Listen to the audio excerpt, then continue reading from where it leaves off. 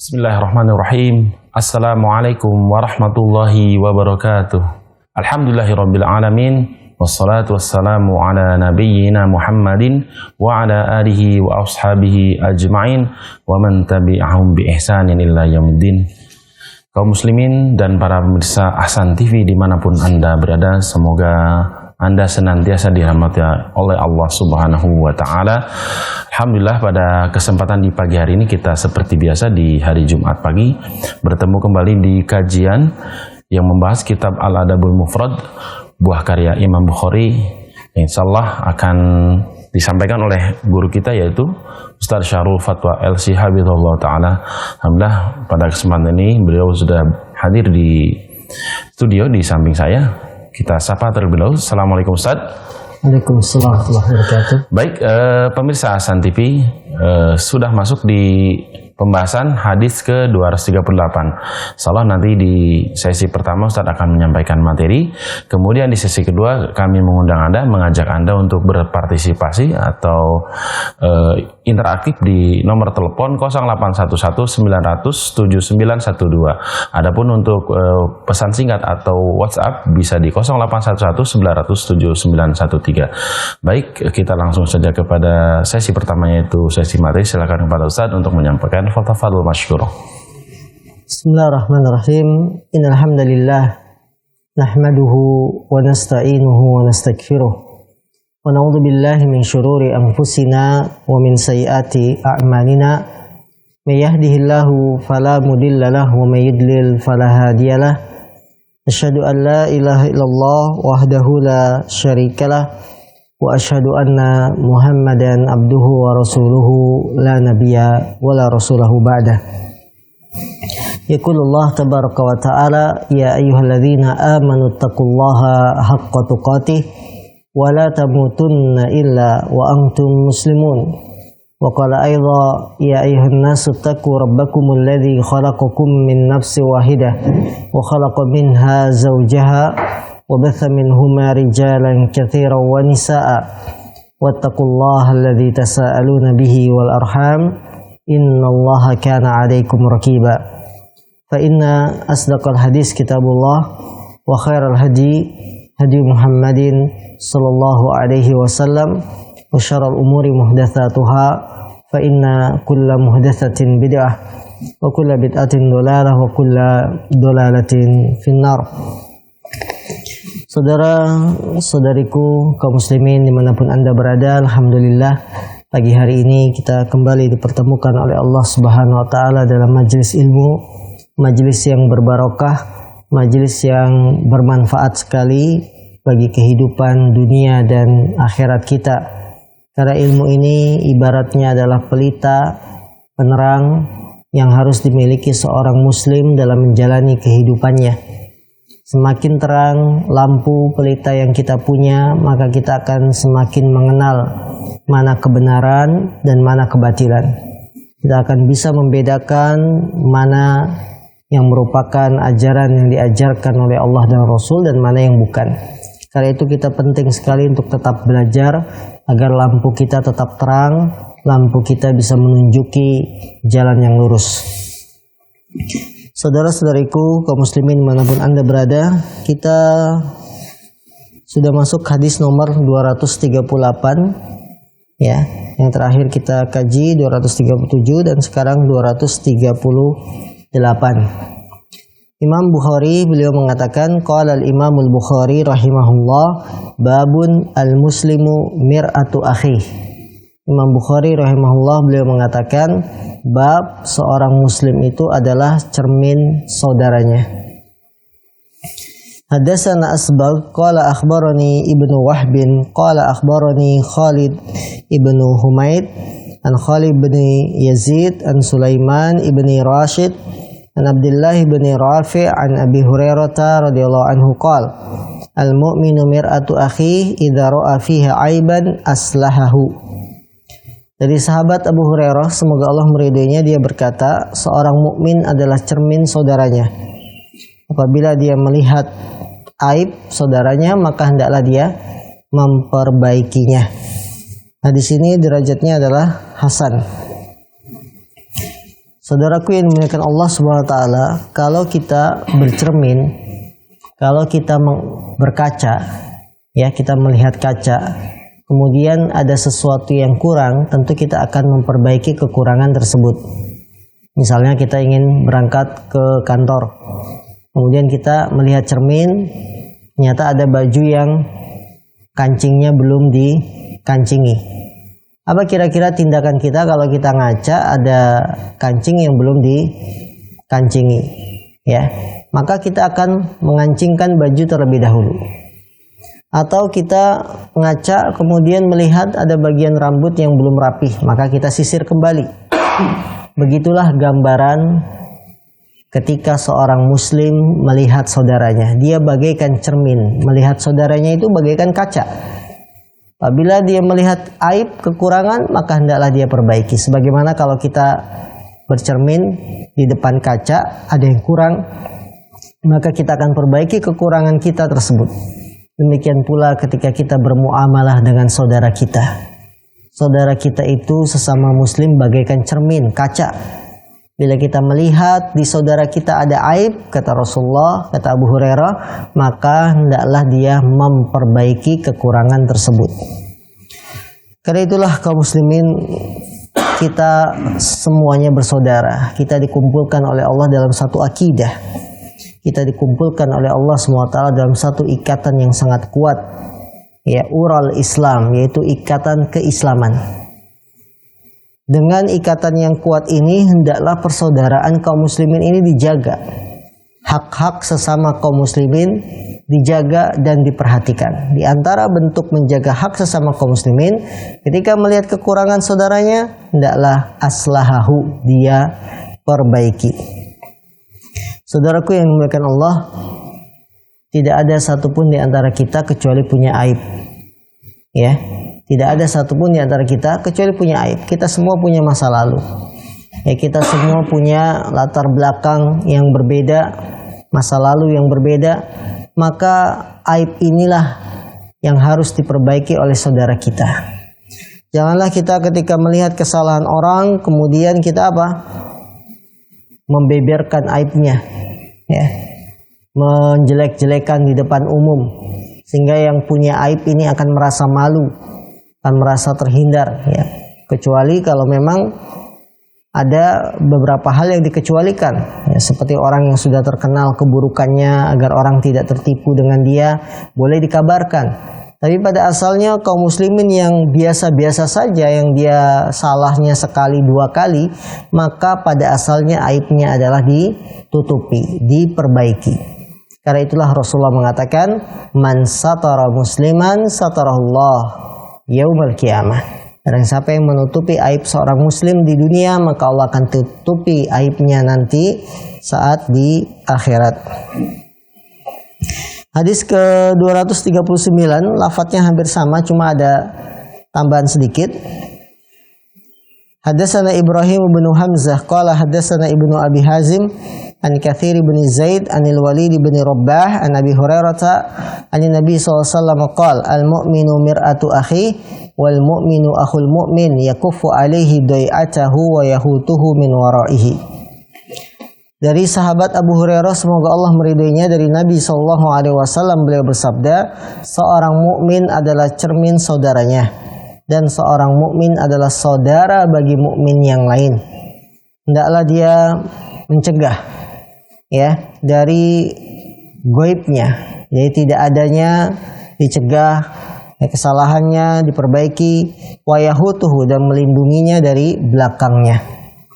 Saudaraku yang dimuliakan Allah, hadis ini menguatkan hadis sebelumnya, bahwa seorang mukmin itu adalah cermin bagi saudaranya.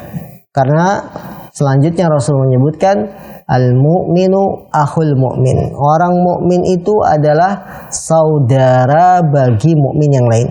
Saudara di sini maksudnya adalah saudara seiman, saudara seislam, ya. Yang dengan kalimat saudara ini bisa menguatkan hubungan kita sesama kaum muslimin. Karena kalau kita bilang ini saudara saya, maksudnya untuk apa? Bahwa saya itu punya hubungannya dekat dengan orang ini. Ya. Kadang-kadang dalam pergaulan sehari-hari saja, teman kita yang sudah begitu akrab, ketika kita kenalkan pada orang lain yang baru misalkan, kita akan bilang teman kita ini saudara saya. Maksudnya apa perkenalan itu? Untuk menguatkan bahwa kami memiliki hubungan yang kuat dan dekat. Ya. Maka dalam hadis ini Rasul menyebutkan akhul mukmin, saudara seiman. Bahwa kita itu saudara seiman, hubungan kita kuat, hubungan kita dekat. Karena hubungan dekat, jika melihat kesalahan, perbaikilah. Ya, kemudian lindungilah dia, dijaga dari belakang. Maksudnya kita saling melindungi, saling membela. Pelajaran yang bisa kita petik dari hadis ini, yang pertama, semangat kita untuk mengikat tali persaudaraan.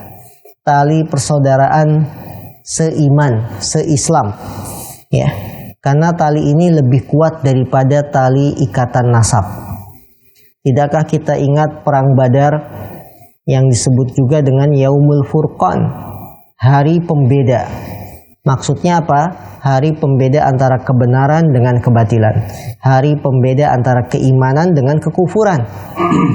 Di perang Badar, sahabat yang berbeda keyakinan antara ayah dengan anak, dia akan saling berperang.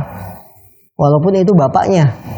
Misalkan bapaknya kafir, anaknya sudah masuk Islam, maka di perang Badar mereka berperang. Karena ikatan keimanan lebih kuat daripada ikatan nasab. Bagaimana Nabi kita Nabi Ibrahim, Abul Anbiya, yang berlepas diri dari bapaknya yang merupakan pembuat patung Azar. Ya. Ini ikatan, kalau dilihat ikatan nasab, sayang sekali masa anak ya melawan bapak kandungnya. Tapi kalau dilihat ikatan keimanan, tentu kita akan memilih iman daripada ikatan nasab. Daripada saya mengikuti bapak kandung saya yang kafir, kemudian ikut-ikutan kita melepas keimanan, lebih baik kita berpegang dengan keimanan walaupun harus berpisah dengan saudara kita atau bahkan bapak kita yang merupakan bapak yang telah melahirkan kita. Ya, karena itu saudaraku yang dimuliakan Allah SWT, memupuk ikatan keimanan, dia nikmat yang sangat besar, nikmat yang kuat, sehingga akan membuat hati kita itu tetap di atas keimanan. Ya.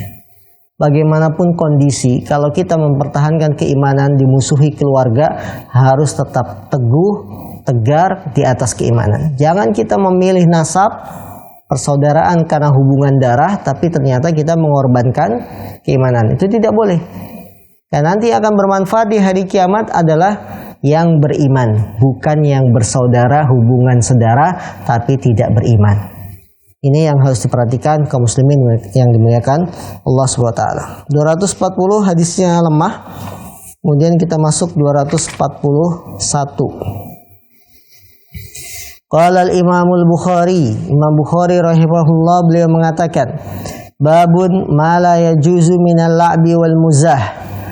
Bab apa yang tidak boleh dari main-main dan bercanda.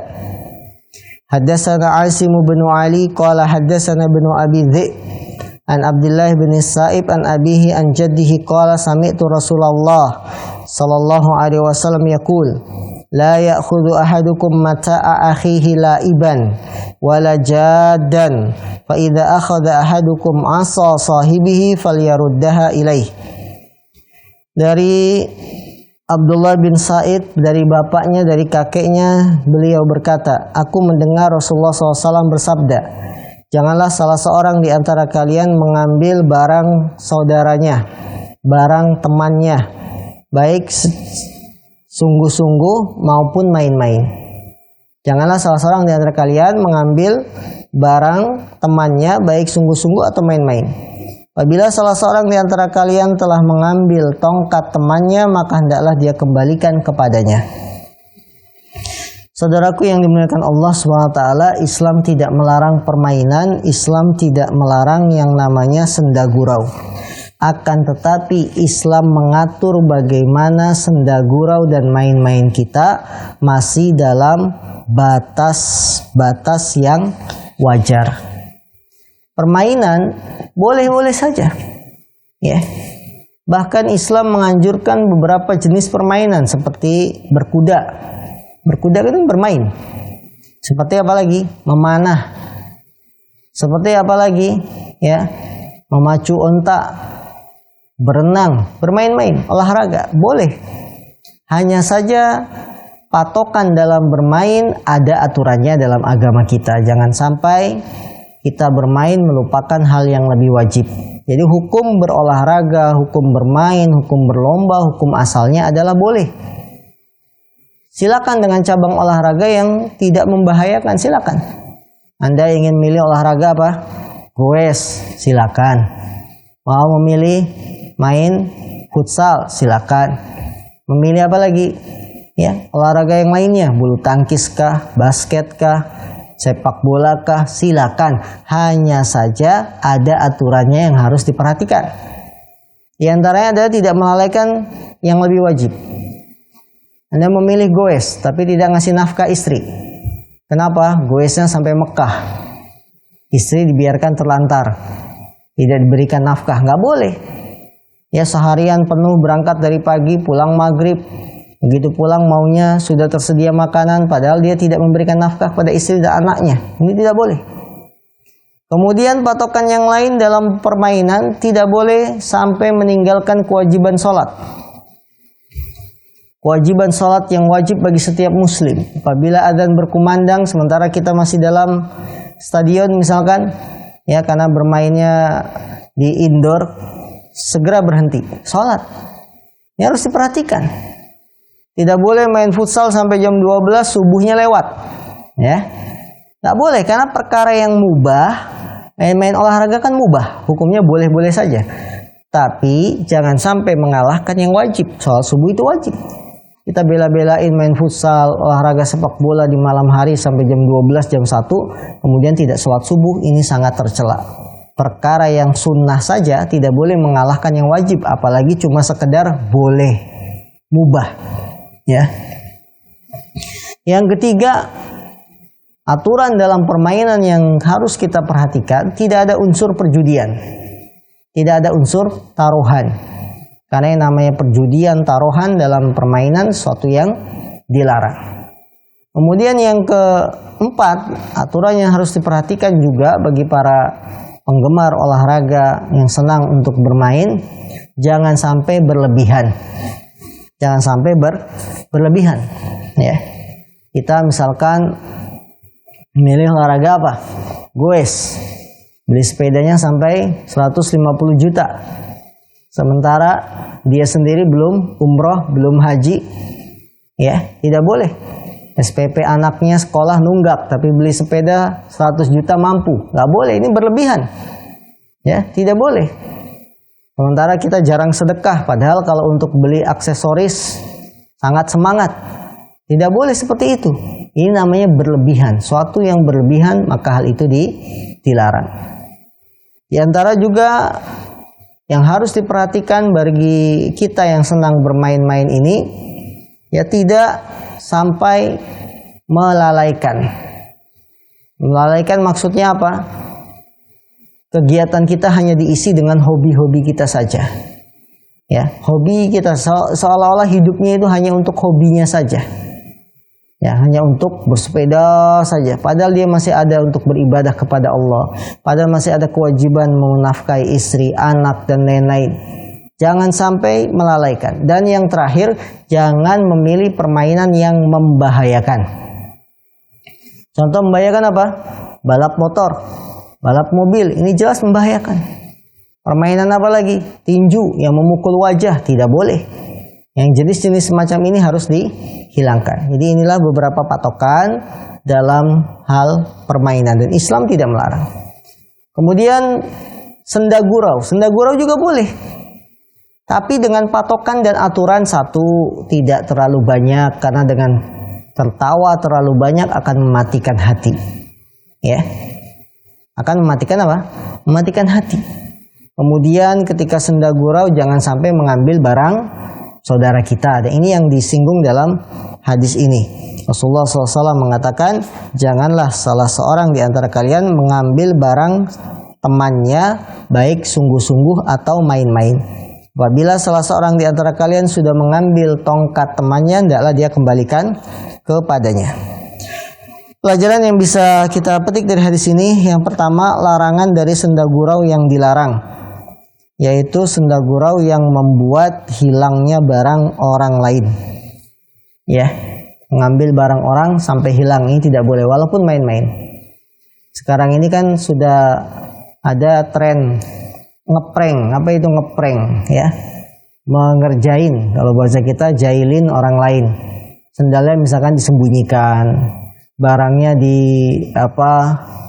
dibuat orang yang kehilangan barang ini menjadi takut. Nah, itu nggak boleh. Sampai panik karena barang di dalam tasnya misalkan ada paspor, ada KTP, SIM, sampai panik dia nyari ke seluruh RT nggak ketemu, padahal itu disembunyikan oleh temannya. Ini tidak boleh, permainan semacam ini, karena membuat orang takut, khawatir, itu tidak boleh. Apalagi dia sampai bersedih, panik, walaupun tujuannya kita untuk senda gurau. Maka apa yang kita lihat di zaman sekarang dengan istilah ngeprank dan lain-lain, barang teman kita disembunyikan, ini kena hadis ini. Hadis ini sangat jelas sekali. Jangan salah seorang di antara kalian mengambil barang saudaranya laiban, main-main atau sungguh-sungguh. Jadi main-mainnya saja nggak boleh, apalagi beneran diambil, disembunyikan. Tidak boleh. Ya, sekali lagi, yang suka ngeprank saudaranya dengan menyembunyikan barang milik saudara kita, teman kita, maka hal itu dilarang, terkena hadis ini. Kemudian yang kedua, pelajaran yang bisa kita petik dari hadis ini, senda gurau kalau membawa pada perkara yang jelek, maka hal itu dilarang. Senda gurau bila membawa pada perkara keburukan, maka hal itu dilarang. Contoh perkara keburukan apa? Tujuannya senda gurau, tapi akhirnya jadi membawa perpecahan, persaudaraan di antara kaum muslimin. Kalau kita ngerjain barang orang yang diambil barangnya ini teman kita tidak terima, akhirnya dia marah, jadinya hubungan kita gimana? Hubungan kita jadi terputus. Itu tidak boleh. Nah, maka tidak boleh kita menakut-nakuti saudara kita diambil barangnya hingga dia khawatir dan lain-lain. Ini menyebabkan pertemanan jadi pecah. Jangan seperti itu. Ya. Pertemanan itu harus dijaga. Karena itu kaum muslimin yang dimuliakan Allah SWT, kadang kita dalam perkumpulan ya, baik dalam grup-grup WA atau perkumpulan apa begitu ya, jaga ini. Jangan sampai karena bercandanya berlebihan membuat pecah pertemanan, membuat putus pertemanan. Akhirnya dibuatlah grup tandingan. Nah, nggak boleh seperti itu. Kita berkumpul, berkelompok, komunitas, boleh-boleh saja. Tapi jangan sampai satu komunitas ini saling cakar-cakaran. Karena saling singgung-singgungan, saling kata-kataan. Ya, kalau kata-kataan itu bukan mainan ya, betul-betulan. Ya. Kalau mainan betul, mobil-mobilan, oh berarti kan bukan sungguhan. Tapi kalau kata-kataan itu betulan, cela-celaan ya. Nah, nggak boleh seperti itu. Bercanda dalam kategori yang wajar. Maka kaum muslimin ketika kita berinteraksi dalam media sosial, dalam grup WA, ini dijaga omongan. Bercanda boleh tapi ada aturan. Bercanda bukan dalam menyinggung syariat Islam. Bercanda bukan dalam rangka menyinggung perasaan orang. Ya, ini harus dijaga. Yang harus diperhatikan. Dalam hadis ini Rasulullah tegas. Gak boleh ngambil barang saudaranya main-main atau sungguhan beneran. Tidak boleh. Pelajaran juga yang bisa kita petik dari hadis ini, hendaklah seorang muslim menjaga waktunya untuk hal yang bermanfaat. Bukan hanya untuk main-main atau bercanda. Bagaimana waktu kita itu sangat berharga. Umur kita, waktu kita ini adalah pedang bagi kita. Kita bisa memakainya untuk kebaikan ataukah untuk keburukan. Waktu inilah yang akan diminta pertanggungjawabannya di hadapan Allah Subhanahu wa taala. Syababika ya, qabla haramika. Masa mudamu sebelum datang masa tuamu. Kemudian juga umruk, usiamu, fima ablah, fima afnah, usiamu untuk apa dihabiskan. Maka orang muslim itu bukan kerjaannya cuma bercanda, kerjaannya main-main ya. Justru yang seperti ini yang laris. Zaman kita ini Masya Allah, yang mendapatkan subscribe, like yang paling banyak justru yang main-main, ya kan? Yang kerjaannya hanya pamer mobil, pamer kekayaan, apalagi kerjaannya hanya pamer kegiatan sia-sia, diliput, masukkan YouTube, paling laris yang seperti itu. Gak ada manfaatnya. Jadi hidup kita bukan hanya untuk itu, hidup kita itu untuk akhirat, untuk bekal. Ya. Jadikan kehidupan kita itu ada sisi sosial, membantu orang, yang memperhatikan akhirat buat diri kita, bukan hanya untuk bersenda gurau, bermain-main setiap saat, kemudian dijadikan sebagai lifestyle, ya apa itu lifestyle itu artinya? Ya gaya hidupnya yang seperti itu, nggak boleh. Kita itu hamba yang akan kembali pada Allah, bukan hanya untuk main-main. Karena dunia ini ibaratnya ladang, kita akan memanennya nanti saat hari kiamat. Ya, ini perlu diperhatikan, saudaraku yang dimuliakan Allah SWT. Yang ketiga, pelajaran yang bisa kita petik dari hadis yang mulia ini, hendaklah seorang muslim saling menjaga perasaan saudaranya. Bagaimana kiranya kalau kita punya barang berharga, kemudian disembunyikan oleh teman kita, walaupun tujuannya main-main. Tentu kita akan khawatir, tentu kita akan sedih. Bahkan sudah minta mohon-mohon mana barangnya, akhirnya tidak dikasih tahu juga supaya kita nangis dulu baru dikasih. Ini nggak boleh. Ya tidak boleh. Karena perasaan saudara kita juga harus kita jaga. Ada satu buku yang bagus yang saya punya di rumah, judulnya adalah Fiqhul Masyair, fikih perasaan. Nah, kalau bahasa kita secara terjemahan letterlek, fikih perasaan. Artinya dalam memahami perasaan orang itu ada fikihnya, ada panduannya. Fiqhul Masyair. Bagaimana kita menjaga perasaan orang itu sangat diperhatikan oleh Nabi kita SAW. Karena itu Nabi kita mengatakan janganlah kalian berbisik-bisik dua orang kemudian meninggalkan orang yang ketiga. Ini dalam rangka apa? Menjaga perasaan. Janganlah dua orang berbisik-bisik kemudian meninggalkan orang ketiga. Karena itu kata Nabi fa innahu yuhzinu. Karena hal itu akan membuat orang yang ketiga itu sedih. Ini kan fikih perasaan namanya. Ya, bagaimana kita menjaga perasaan orang ketiga tidak diajak ngomong, dia sedih pasti.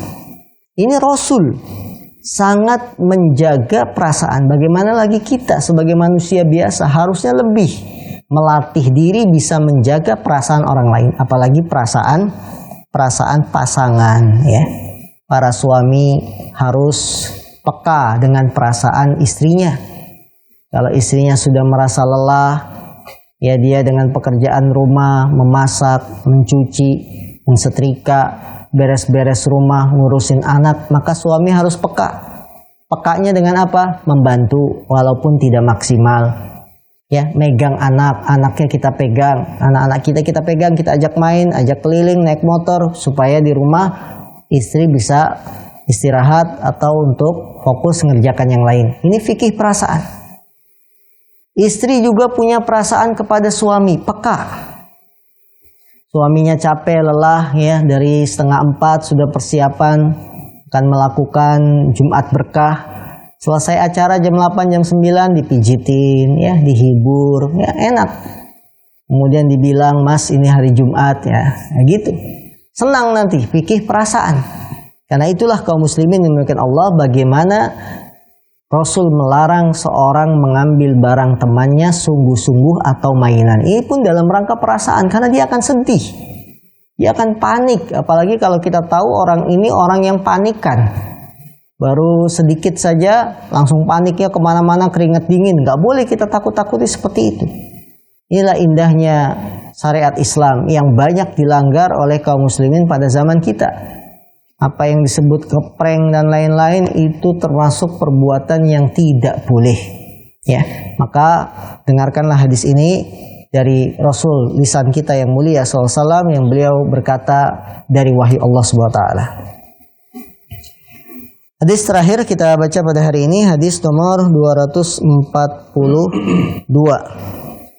Hadatsana Muhammad bin Katsir qala akhbarana Sufyan anil A'mash an Abi Amr Asy-Syaibani an Abi Mas'udin Al-Ansari qala ja'a rajulun ila Nabi sallallahu alaihi wasallam faqala inni ubdi'a bi fahmilni qala la ajidu walakin i'ti fulanan fala'allahu an yahmilaka fa'atahu fahamalahu fa'atan nabiyya sallallahu alaihi wasallam fa akhbara faqala man dalla ala khairin falahu mithlu ajri fa'ilih.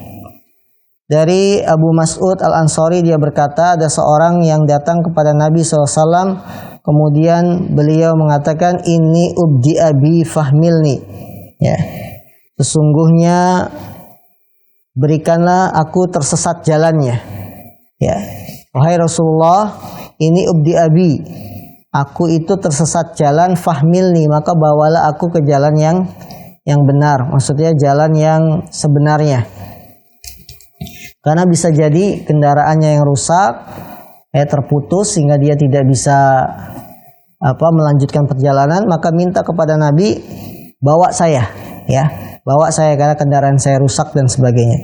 Kemudian Nabi mengatakan, la ajid, saya nggak punya kendaraan. Datanglah ke si A, si fulan, fala'allahu an yahmilaka, barangkali dia bisa membawamu karena kamu terputus di tengah jalan, ya, tidak bisa melanjutkan, barangkali dia bisa melanjutkan membawa kamu. Kemudian orang tadi menuruti permintaan Nabi, ya, untuk datang ke si A agar bisa membawanya, maka ternyata si A yang ditunjuk ini bisa membawanya. Maka Nabi pun akhirnya mengabarkan, man dalla ala khairin falahu mithlu ajri fa'ilih. Barang siapa yang menunjuki kebaikan, maka dia mendapatkan pahala semisal orang yang melakukannya. Hadis ini dikeluarkan Imam Muslim, Imam Abu Daud, Imam Tirmidzi, dan yang lain-lain.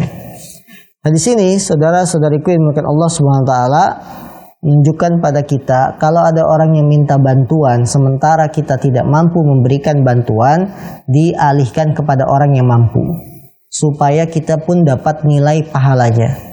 Ya. Rasulullah diminta, wahai Rasulullah, tunjuki saya jalan, maksudnya bawa saya, kendaraan saya itu rusak, ya, tidak bisa membawa saya lagi. Misalkan kalau zaman sekarang berarti mobilnya macet atau motornya rantainya putus sementara bengkel jauh, terus orang yang terputus kendaraan ini nyetop seseorang, bawa saya anterin ke bengkel supaya tukang bengkelnya bisa jemput misalkan, atau ada spare part yang kurang, bawa kalau kita mampu. Kalau kita tidak mampu, alihkan ke orang yang mampu supaya kita dapat pahalanya. Rasulullah mengatakan, barang siapa yang menunjukkan seorang dalam kebaikan, maka dia mendapatkan pahala semisal orang yang melakukannya. Pelajaran yang bisa kita petik dari hadis ini, hendaklah seorang muslim untuk beramal dengan amal soleh dan melakukan kegiatan yang baik.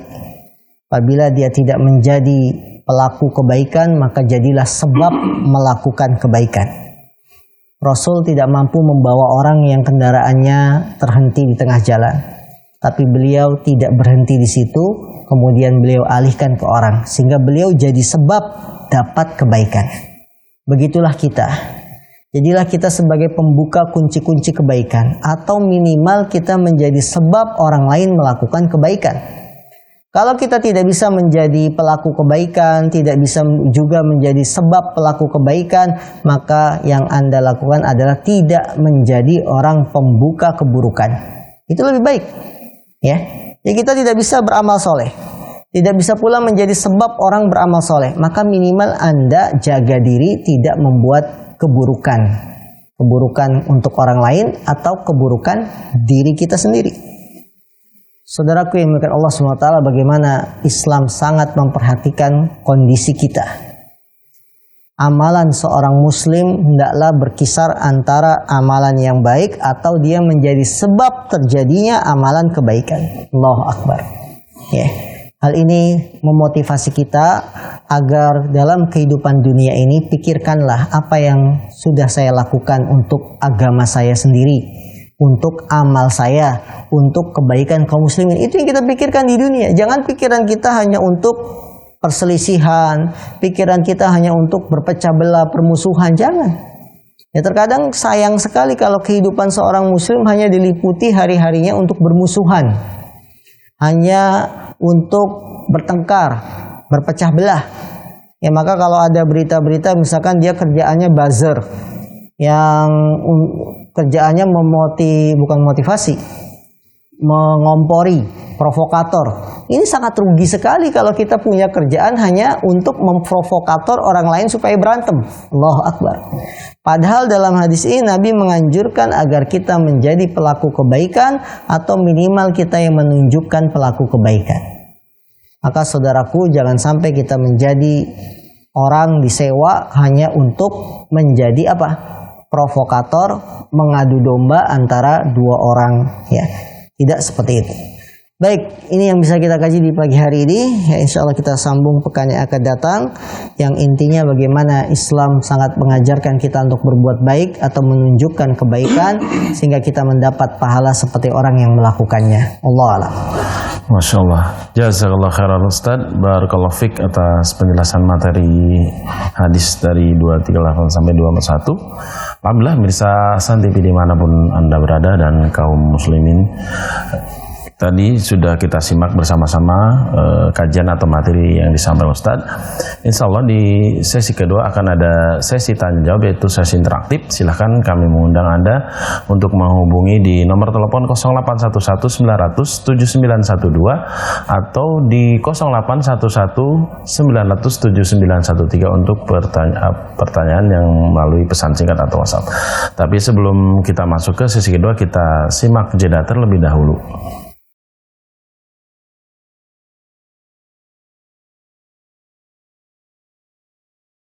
Baik, bisa Hasan TV dimanapun Anda berada, yang semoga senantiasa dirahmati oleh Allah Subhanahu Wa Taala. Alhamdulillah kita masuk di sesi kedua, yaitu sesi interaktif tanya jawab.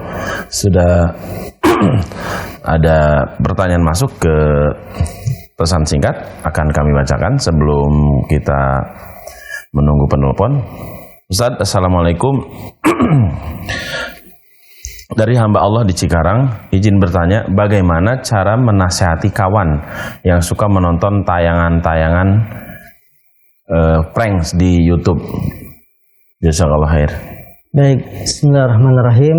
Alhamdulillah saudara kami ikut bergabung di pagi hari ini. Ya, beliau menanyakan tentang temannya yang suka nonton acara prank di satu channel, ya.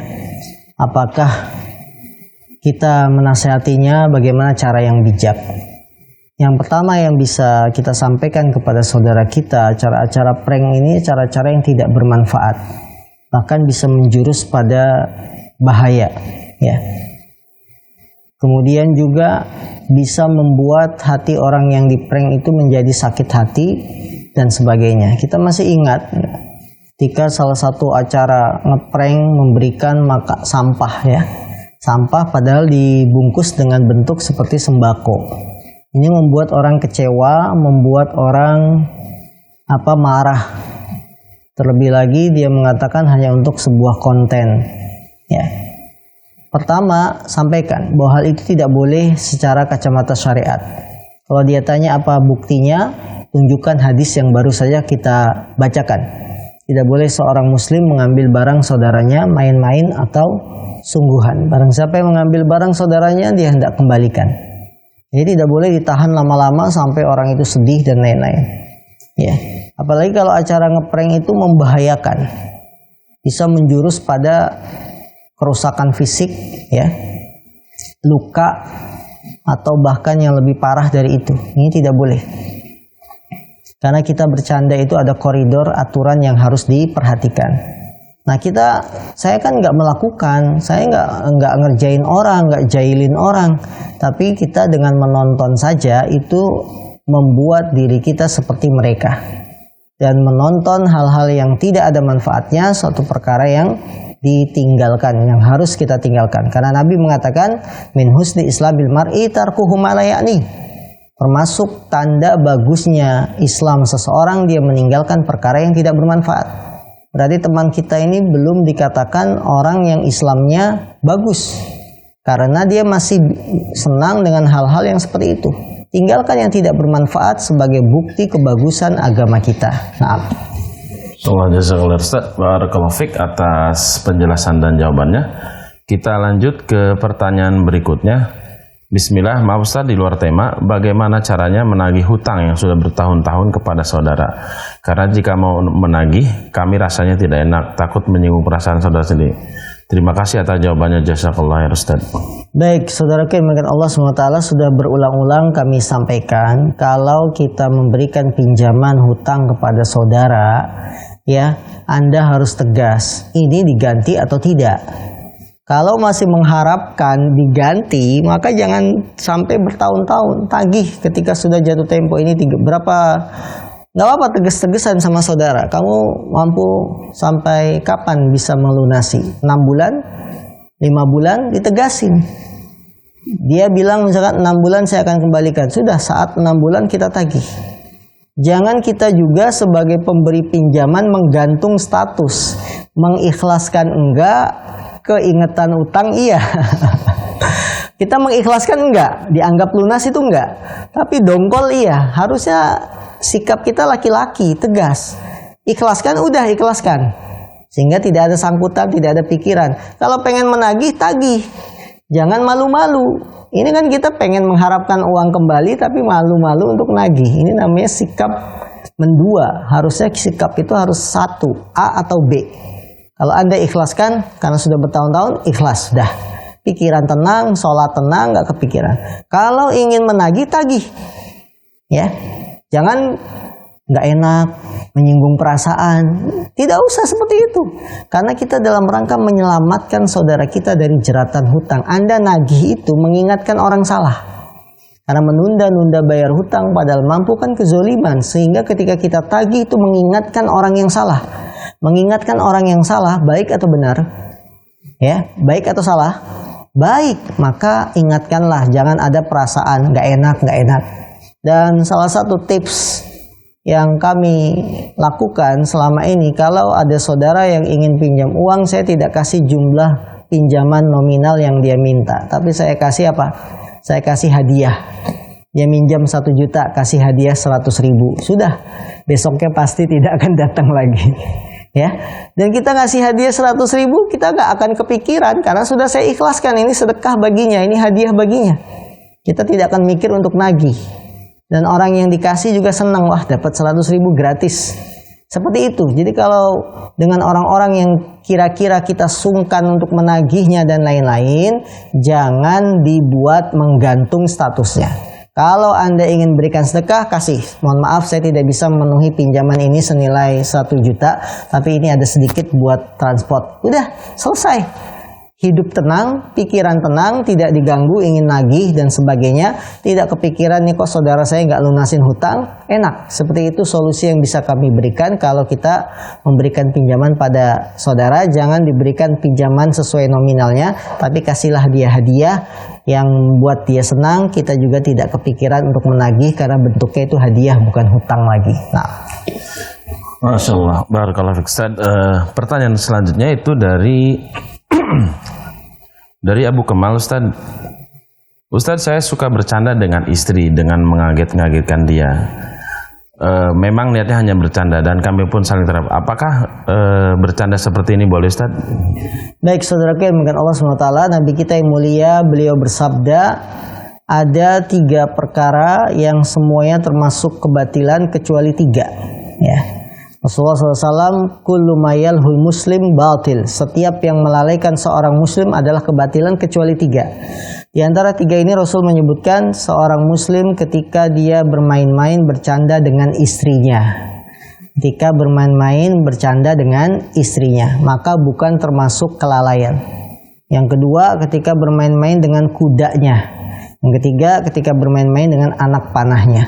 Nah, ketika kita bermain-main dengan istri, ya bercanda, maka bukan termasuk kebatilan, bukan termasuk kesalahan tentunya, tapi tetap ya dengan koridor yang diatur dalam Islam. Ya, kita bercanda dengan istri boleh, tidak ada masalah.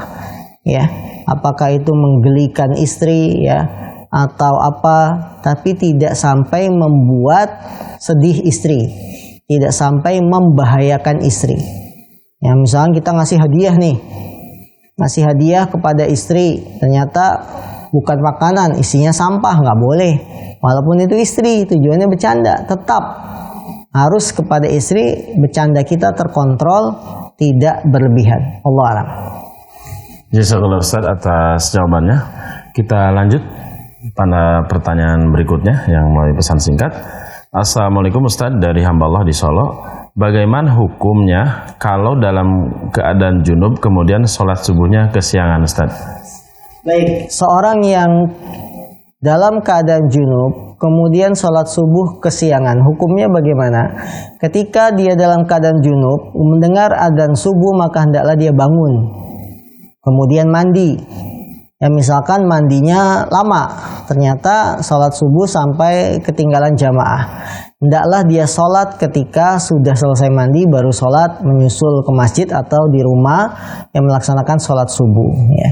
Jangan sengaja ketika azan subuh kita tidak bangun, kemudian malah menunda-nunda. Jangan. Jadi kalau sudah azan bangun, mandi dulu, mengejar jamaah, setelah itu baru berangkat ke masjid kalau sudah suci dari junubnya. Nah. Baik, jazakallahu Ustaz atas penjelasannya. Kita lanjut di pertanyaan berikutnya dari pemirsa Hasan TV. Assalamualaikum warahmatullahi wabarakatuh. Ustadz, jika kita dizolimi oleh teman dan sudah memaafkan dan tetap berteman, tetapi tidak sedekat seperti sebelumnya, apakah diperbolehkan mengambil sikap seperti ini? Menjaga jarak dengan teman yang sudah menzolimi. Maksudnya agar tidak terulang kembali. Apakah sikap seperti ini dibolehkan Ustadz? Tidak ada masalah ya, ketika seorang dia dizolimi kemudian dia pun sudah memaafkan, cuma hanya saja dia menjaga jarak supaya tidak terulang kezoliman yang sama, boleh-boleh saja. Ya, kita memaafkannya dengan tulus kesalahan dia, kemudian perkara yang membuat kita luka, maka kita menutup perkara tersebut dan menjaga jarak. Tetap hak-hak seorang muslim kita tunaikan. Berjumpa, salam. Sakit kita tengok ya, cuma tidak seakrab dulu, itu tidak ada masalah. Nah. Baik, jazakallahu Ustaz atas penjelasannya. Masih ada satu pertanyaan Ustaz dari Abu Syafiq di Bekasi. Ustadz, saya memiliki kawan yang kurang peka jika dinasihati atau diberikan kritikan. Maka saya pun menghajar beliau sampai lebih dari 3 hari karena jengkel. Apa sebaiknya yang perlu saya lakukan agar kawan saya tersebut bisa sadar terhadap kesalahannya, Ustadz? Baik, apabila kita menilai teman-teman kita ini, kawan kita ini tidak peka, kemudian kita menghajar, itu maksudnya meninggalkan ya, lebih dari 3 hari kita tidak ucapkan salam, tidak menegur, maka yang kita lakukan, ucapkanlah salam. Jangan karena urusan dunia kemudian kita saling tidak sapa, saling tidak mengucapkan salam. Karena urusan dunia itu tidak pantas membuat kita meninggalkan teman kita sampai lebih 3 hari. Tidak boleh hal itu terjadi. Rasulullah SAW mengatakan, la yahjur ahadukum akhahu fawqa thalas. Janganlah salah seorang di antara kalian meninggalkan saudaranya lebih dari 3 hari. Urusan-urusan dunia. Kecuali urusan-urusan akhirat yang memang harus ditinggalkan sampai dia taubat dari kesalahannya. Ya, sebagaimana Ka'ab bin Malik yang ditinggalkan oleh Nabi selama kurang lebih ya 40 hari ya. Karena itu urusan akhirat, dia tidak ikut berangkat jihad, urusan agama. Hanya urusan dunia dia tidak mendengarkan nasihat kita, maka jangan lebih dari 3 hari. Yang terbaik di antara keduanya adalah yang mengucapkan salam. Maka yang kita lakukan, ucapkan salam pada saudara kita, kembali normal bergaul. Kemudian apabila dia tidak peka juga terhadap nasihat yang kita sampaikan, ya sudah, mungkin seperti itu. Kita hanya memberikan kewajiban. Masalah dia dapat hidayah taufik itu dari Allah Subhanahu wa ta'ala, bukan kewajiban kita. Nah. Baik, Mr. Hasan TV dan kaum muslimin dimanapun Anda berada, tidak terasa hampir 1 jam atau hampir 60 menit kita bersua di kajian kitab Al-Adabul Mufrad. Mudah-mudahan apa yang disampaikan oleh Ustaz, baik dari materi ataupun dari sesi tanya jawab, bisa menjadikan ilmu yang bermanfaat untuk kita semuanya dan dapat kita aplikasikan untuk kehidupan sehari-hari. Tak lupa kami mengajak Anda untuk mendukung dakwah kami dengan berdonasi di Hasan TV. Kami dari segenap kru mengucapkan permohonan maaf jika dalam menyampaikan masih banyak kekurangan. Kita tutup dengan kafaratul majlis. Subhanaka Allahumma bihamdika asyhadu an la ilaha illa anta astaghfiruka wa atubu ilaik. Assalamualaikum warahmatullahi wabarakatuh.